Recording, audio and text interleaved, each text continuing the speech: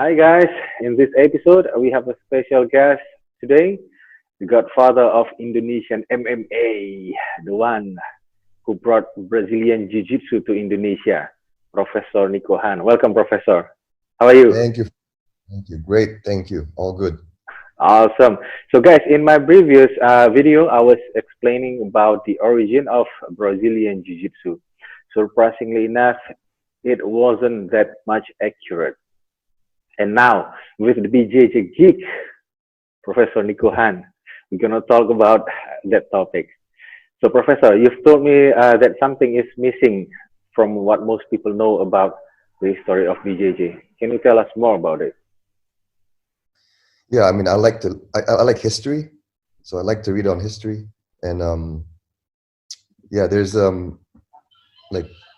few books that I've been reading on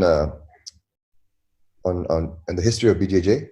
So because what we know before, from what we've told, most of us know the history of BJJ from what the Gracies have told us, right? From Gracie in Action 1, Gracie in Action 2, what Foren Gracie has said, and just like what the Gracie family has told, about their history, about how they learn and who they learn from. But now I'm reading other actual historians that have researched, researched like factual written accounts of the history of BJJ, and it's really fascinating. There's a few books. One is called "With the Back on the Ground" by Luis Otavio Leitner, and my good friend John Tabor. He translated it into English from Portuguese. And there's a few other more books. One is called Craze. The other one is called Choke. It's pronounced Choke. No, it's pronounced Shock, but it looks like Choke. Yeah, it's like Shock, like Shock.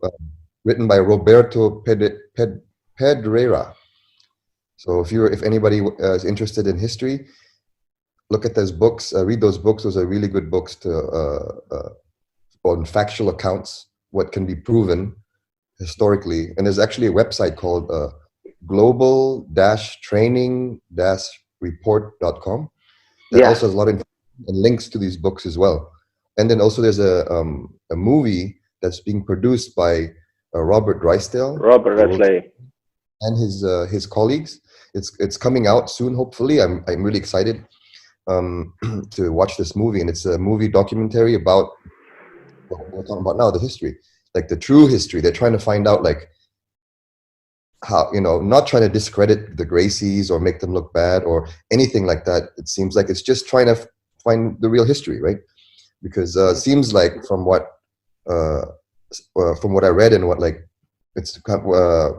from what I read and what all these scholars and these historians are finding out on their research, it seems like that a lot of the things that the Gracies were saying about the history is not 100% accurate.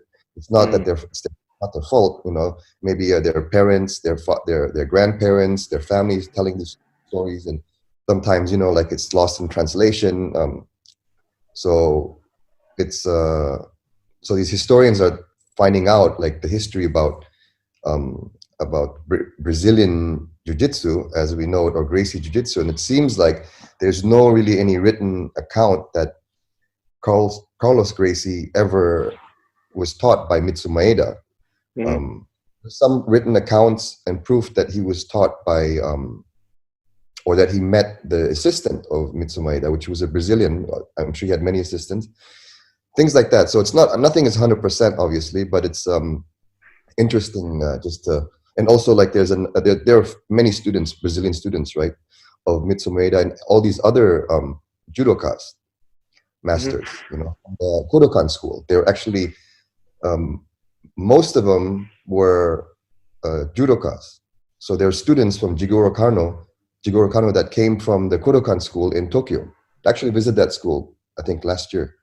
I went to the Kodokan, to visit the root of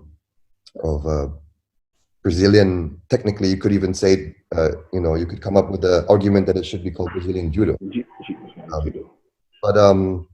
Yeah, so there were many, not only Mitsu Maeda, but there were quite many judokas that would come and settle in Brazil. And actually, the history of that, before they settled in Brazil, they left, so a lot of these, they left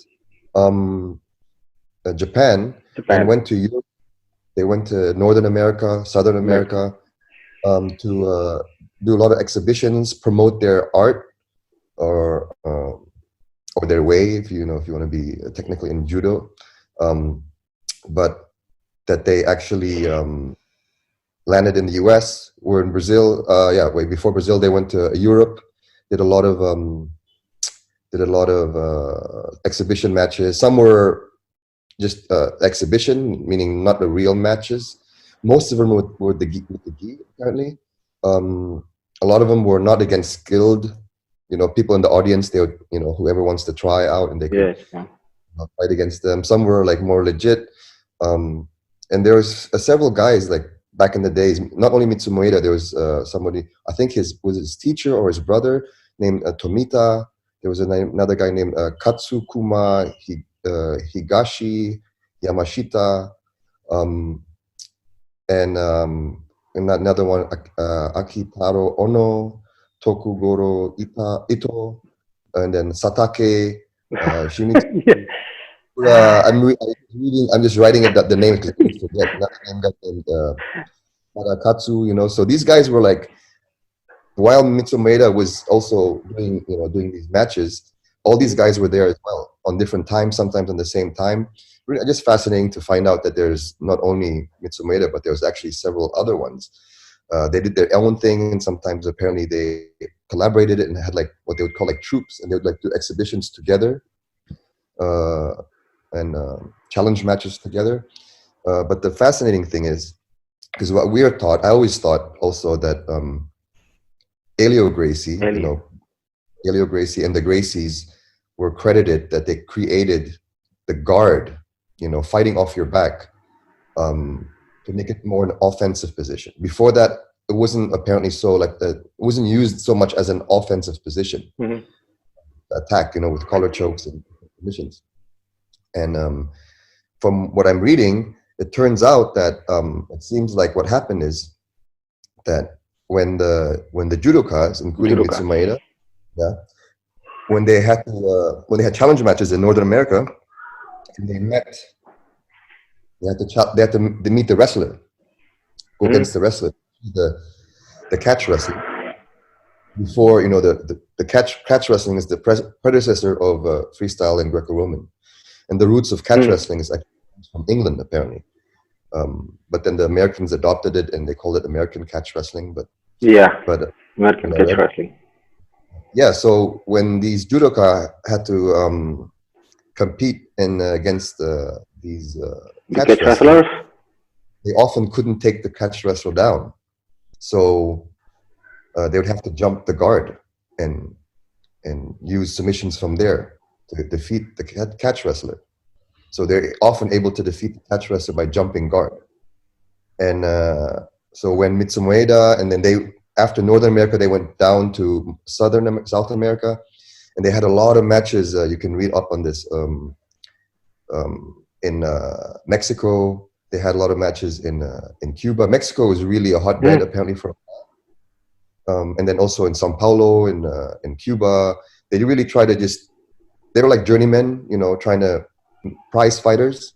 Often they're fixed fights. Some were fixed, some were not. Some were real. Most of them with the gi. Some were not with the gi. Some were without the gi. There's like back, this was started around the early 1900s. So there's a lot of written accounts, but a lot of them were not detailed. And because a lot of the journalists didn't know what they were seeing, a lot of times the description is not as detailed as later. On there are more detailed descriptions of the matches, because the journalists would be more educated on what's going on. And there's different waves of Japanese judokas coming to Southern America and Northern America. Another one was Jiu Omori. He was very Jiu Omori. He also he did a lot of no-gi. He had matches against George Gracie, who is actually one of they would call him, one of the pioneers in valetudo. Before that, they didn't really do valetudo, but George Gracie, Jiu Omori, they fought each other as well. A lot of those were actually valetudo, like no rules matches. And a lot of these challenge matches, they had a lot of discussions and on the rules. You know, they call them jiu-jitsu rules. And as we know, in judo, the Jigoro Kano, he never liked the ground so much. He didn't like the ground grappling, the newaza. He felt like it should be standing. So another theory, I don't know if that's, you know, if it's correct, if it's true, but also because, you know, Mitsumeda and all those other judokas couldn't often take the wrestler down. They had to jump guard, which was like a no-no for Mitsumeda, for Jigoro. Didn't like that. Maybe that's why, to not put shame onto the Godokan school, they call it jiu-jitsu as well. And at that time, it's also not at that, during that period, judo, like judo, which means the way, not jiu-jitsu. Art. Jitsu means art, and do means way. During those times, it was not really like judo. Judo was not really its own thing yet. It was still like jiu-jitsu. Jiu-jitsu is like martial arts, means martial arts basically in Brazil, in Japan. And it was just another jiu-jitsu master made his own style and philosophy, which he called judo, not jiu-jitsu, because after the feudal days, the samurai days, there was no need for it anymore. You know, it was looked upon very barbaric to do jiu-jitsu, because it was back in the day. It was for the warrior, right? For the soldier, the hand-to-hand combat for the soldier was jiu-jitsu, and there was many different schools. And this judo was just another one, but he created it for the modern era. So, but because all those judokas in those days, they still learned the ground. They knew the newaza because it was the old type of judo. It was the old jiu-jitsu or the old judo where they had the newaza. So a lot of judokas that came to Europe and America, they were very good on the ground. So it's a little blur, you know. This doesn't change anything with the modern day, but it's just interesting to find the evolution of the guard. It seems like was not so much created by Helio Gracie or Carlos Gracie. It was created by these judokas that had to deal with the American wrestler and had to find another strategy to beat them, because they couldn't take them down and get on top. They had to jump the guard and submit them from the bottom. So that was kind of interesting just to read about that. And there's a lot of different ways, like I mentioned, Jiu Omori. There's different waves of Godokan judokas coming to South America, and specifically to Brazil. So, yeah. And also a lot of the judokas competing against the catch wrestler, they ended up adopting a lot of their techniques as well, the catch wrestling techniques. So that's also interesting that it was a mix. Eventually, they came down to when they taught the Gracies, or allegedly somebody taught the Gracies, but allegedly it was not directly by Mitsumeda. That's all a blur, and I'm just telling you what I've read. But if anybody's interested, they should read for themselves and see what's as far as we know now, what's the truth, or what's written accounts of these things. And there's, you know, like there's a fellow student named Luis Franca, who's also that's kind of the lineage of Ada lineage. What now is the GF lineage, which is I think Luis Franca was the teacher of Osvaldo Fada, and then Ofada, and then they had students, and then now it's the lineage from the GF team. GF team. There was like evidence that I think Luis Franca learned from Mitsumeda, and he learned from Mori. But then also now they're saying there's not really so much evidence. Yeah, so it's just interesting because they're trying to find the truth. They're not trying to discredit anybody.